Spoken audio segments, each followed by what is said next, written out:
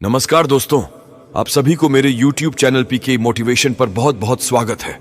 आज के इस वीडियो में हम एक ऐसे विषय पर चर्चा करने जा रहे हैं जो अक्सर समाज में उपेक्षित रहता है, और वो है किन्नर समाज। हमारे बीच रहने वाले किन्नर भाई बहनों के जीवन में कई तरह की चुनौतियां आती हैं। उनके अधिकारों को लेकर अक्सर सवाल उठते रहते हैं। लेकिन क्या आप जानते हैं कि बाइबल किन्नरों के बारे में क्या कहती है? आज हम बाइबल के आधार पर देखेंगे कि परमेश्वर किन्नरों को कैसे देखता है।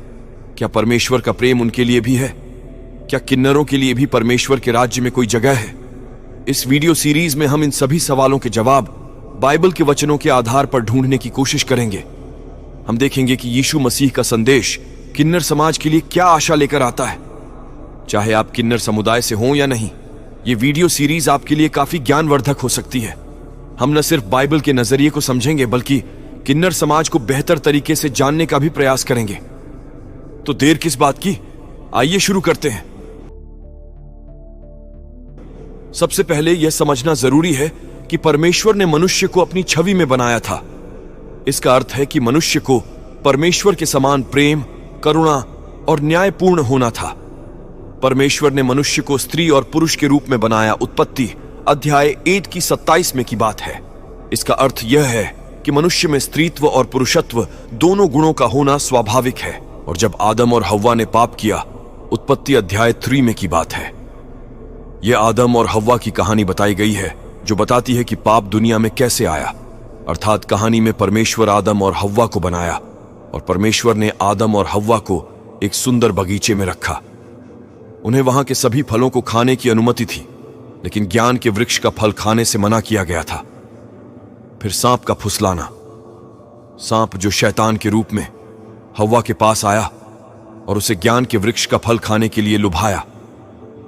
उसने हव्वा को बताया कि फल खाने से उन्हें भी परमेश्वर की तरह ज्ञान हो जाएगा। और फिर हव्वा का लालच और पाप भर गया और हव्वा ने सांप की बातों में आकर फल खा लिया और फिर आदम को भी फल देने के लिए राजी कर लिया। इस तरह वे दोनों ने परमेश्वर की आज्ञा तोड़ दी और परिणाम स्वरूप परमेश्वर को पता चला कि उन्होंने फल खा लिया है। उन्हें बगीचे से निकाल दिया गया और उन्हें इस दुनिया में कठिनाइयों का सामना करना पड़ा। इसके बाद यह हुआ कि परमेश्वर का प्रेम, परमेश्वर ने मनुष्य को पाप में नहीं छोड़ा। उसने यीशु मसीह को इस दुनिया में भेजा ताकि मनुष्य पाप से मुक्त हो सके। यह लेख वचन यूहन्ना 3 की 16 में की है और इस लेख को बाइबल के सबसे प्रसिद्ध वचनों में से एक माना जाता है। परमेश्वर ने पूरी दुनिया से इतना प्यार किया कि उसने अपना इकलौता बेटा यीशु मसीह को दुनिया में भेजा। और जो कोई भी यीशु मसीह में विश्वास करता है वह नाश नहीं होगा, बल्कि उसे अनंत जीवन मिलेगा। सरल शब्दों में यह वचन कहता है कि परमेश्वर हमसे इतना प्यार करता है कि उसने हमें बचाने के लिए अपना बेटा भेजा। फिर यीशु मसीह ने अपने बलिदान के द्वारा मनुष्य को पाप से छुड़ाया। ये बातें ईश पत्रस 2 की 25 में साफ लिखा है। अर्थात यहां परमेश्वर वचन में कहता है यीशु मसीह हमारे पापों को अपनी देह पर लिए हुए क्रूस पर चढ़ गया। इसका मतलब है कि यीशु ने हमारे पापों की सजा अपने ऊपर ली और पाप से मुक्ति। इस बलिदान के कारण अब हम पापों के लिए मरकर धार्मिकता के लिए जीवन बिता सकते हैं। दूसरे शब्दों में, यीशु के बलिदान के द्वारा हमें पाप से मुक्ति मिलती है और हम परमेश्वर की इच्छा के अनुसार जीवन जी सकते हैं। फिर मिलता है चंगाई। वचन यह भी कहता है कि उसी के मार खाने से तुम चंगे हुए। यीशु के बलिदान से हमें न सिर्फ पाप से मुक्ति मिलती है बल्कि आध्यात्मिक और शारीरिक रूप से भी चंगाई मिलती है। यह चंगाई हमेशा इस दुनिया में दिखाई न दे, लेकिन परमेश्वर की इच्छा के अनुसार हो सकती है। अगर संक्षेप में कहा जाए तो यह वचन बताता है कि यीशु मसीह ने हमारे पापों के लिए बलिदान दिया, जिससे हमें पाप से मुक्ति और नया जीवन मिलता है। अब बात करते हैं टॉपिक पे कि परमेश्वर ने किन्नरों के प्रति परमेश्वर का दृष्टिकोण, अर्थात क्या सोचते इस बारे में हमारे परमेश्वर। तो यीशु मसीह ने सभी लोगों को समान रूप से प्रेम किया, चाहे वे स्त्री हों, पुरुष हों या किन्नर। ये बातें वचन गलातियों 3 की 28 में की लिखा है। वचन गलातियों 3 की 28 हमें बताता है कि परमेश्वर की नजर में हमारा सामाजिक पद या शारीरिक बनावट मायने नहीं रखता। अर्थात अब न कोई यहूदी रहा और न यूनानी, न कोई दास, न स्वतंत्र, न कोई नर, न नारी, क्योंकि तुम सब मसीह यीशु में एक हो। यह वचन कहता है कि यीशु मसीह में विश्वास करने वालों के लिए कोई भेदभाव नहीं है। चाहे आप यहूदी हों या यूनानी, दास हों या स्वतंत्र, पुरुष हों या महिला, परमेश्वर की नजर में आप सब बराबर हैं। सबसे अहम बात यह है कि हम सब मसीह यीशु में एक हैं।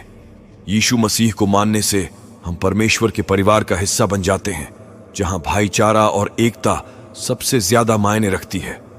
और प्रभु यीशु, उन्होंने किन्नरों को भी अपने राज्य में प्रवेश करने का अवसर दिया। ये बात वचन मत्ती 19:12 में लिखा है।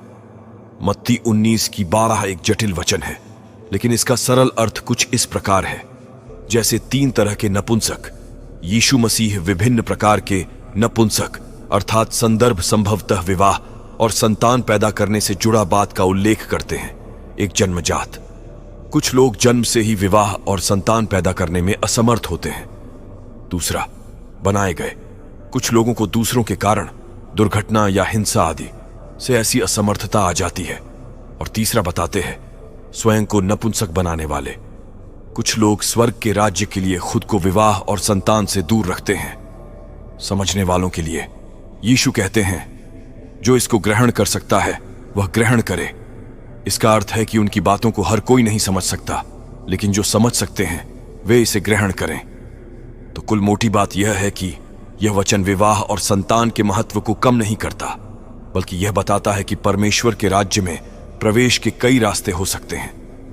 कुछ लोग विवाहित जीवन और संतान प्राप्ति का आनंद ले सकते हैं, जबकि कुछ लोग परमेश्वर की सेवा के लिए अविवाहित रहना चुन सकते हैं। परमेश्वर के लिए दोनों ही महत्वपूर्ण हैं। शेष में बाइबल बताते हैं कि परमेश्वर से किन्नर की क्या आशाएं रह सकती है, अर्थात किन्नरों के लिए आशा यीशु मसीह में विश्वास करने वाले सभी लोगों के लिए आशा है। यीशु मसीह एक दिन इस दुनिया में वापस आएगा और सभी लोगों को नया जीवन देगा। ये बातें वचन प्रकाशित वाक्य 30:8 में की लेख है। वचन प्रकाशित वाक्य 30:20 भविष्य की एक झलक देता है, जहां परमेश्वर एक नई शुरुआत का वर्णन करता है। हिंदी में इसका संक्षिप्त अर्थ है पुराना खत्म, नया शुरू।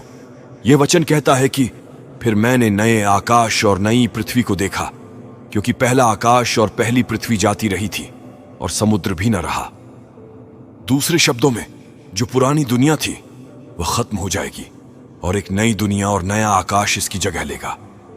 आशा का संदेश, यह वचन भविष्य के लिए आशा का संदेश देता है। यह बताता है कि परमेश्वर एक ऐसी दुनिया बनाएगा जो बुराई और दुख से मुक्त होगी। ध्यान दें, प्रकाशित वाक्य की किताब भविष्यवाणी की भाषा का उपयोग करती है, जिसे शाब्दिक रूप से न लेना हमेशा सही न हो। यह वचन हमें एक नई और बेहतर दुनिया की आशा देता है, जहां परमेश्वर का राज्य पूरी तरह से स्थापित होगा। अर्थात बात यह आती है, पूरी कहानी में जाएं तो परमेश्वर ने किन्नरों को नहीं बनाया। नपुंसकता पाप का परिणाम है। परमेश्वर किन्नरों से भी प्रेम करता है और उन्हें अपने राज्य में प्रवेश करने का अवसर देता है। यीशु मसीह में विश्वास करने वाले सभी लोगों के लिए आशा है, जिसमें किन्नर भी शामिल हैं। परमेश्वर और किन्न का प्रेम, यह सच है कि परमेश्वर ने मनुष्य को नर और नारी के रूप में बनाया, परंतु यह भी सच है कि परमेश्वर का प्रेम सभी के लिए है, चाहे वे किसी भी लिंग, जाति या सामाजिक स्थिति के हों। परमेश्वर किन्नरों से भी प्रेम करता है और उन्हें अपने राज्य में प्रवेश करने का अवसर देता है। फिर आता है नपुंसकता। यह सच है कि नपुंसकता पाप का परिणाम हो सकती है, वचन उत्पत्ति 19:11। लेकिन यह हमेशा सच नहीं होता। कुछ लोग जन्मजात नपुंसक होते हैं और कुछ लोग स्वयं को परमेश्वर की सेवा के लिए समर्पित करने के लिए नपुंसक बनाते हैं। और यह वचन मत्ती 19:12 में लिखा है। फिर आशा, यीशु मसीह में विश्वास करने वाले सभी लोगों के लिए आशा है, जिसमें किन्नर भी शामिल हैं। यीशु ने कहा, जो कोई मुझ पर विश्वास करेगा वह चाहे मर भी जाए तो भी जिएगा। यह बात वचन यूहन्ना 11:25 की लेख। यीशु मसीह में विश्वास करके किन्नर भी अनंत जीवन और परमेश्वर के राज्य में प्रवेश प्राप्त कर सकते हैं। निष्कर्ष, परमेश्वर का प्रेम सभी के लिए है और यीशु मसीह में विश्वास करने वाले सभी लोगों के लिए आशा है। किन्नर भी परमेश्वर के प्रेम और आशा का हिस्सा है। दोस्तों, आज हमने किन्नर समाज के बारे में बाइबल के नजरिए से बात की। हमने जाना कि परमेश्वर का प्रेम सभी के लिए है, चाहे वे किसी भी लिंग, जाति या सामाजिक स्थिति के हों। हमने यह भी जाना कि यीशु मसीह में विश्वास करने वाले सभी लोगों के लिए आशा है, जिसमें किन्नर भी शामिल है। अगर आप किन्नर समुदाय से हैं तो मैं आपको यीशु मसीह के प्रेम और आशा के बारे में जानने के लिए प्रोत्साहित करता हूं।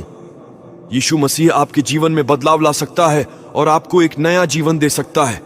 आप हमारे चैनल को सब्सक्राइब करके और हमारे वीडियो को लाइक करके हमारा समर्थन कर सकते हैं।